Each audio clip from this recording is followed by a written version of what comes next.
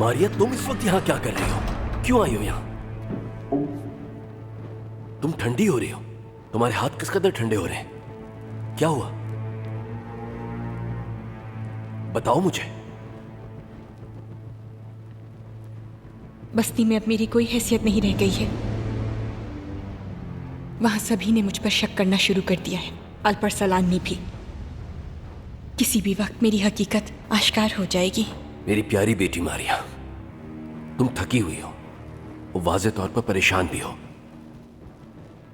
मैं समझ सकता हूं बेटी। मैं अपनी जिंदगी के लिए फिक्रमंद हूं बाबा। क्या आप ये समझ नहीं रहे? जब तक मैं उनका एतमाद दोबारा हासिल नहीं कर लेती, मेरे पास कोई और रास्ता नहीं है। ठीक है, मैं तुम्हारे लिए एक आरामदेह कमरे का इंतजाम करवाता हूं। सोना, थकन उतारना और अपनी तवानाई बहाल करना, हम इस बारे में कल बात करेंगे।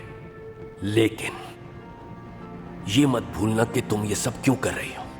इसका ख्याल तुम्हें, मुझे यकीन है, ताकत बख्शेगा।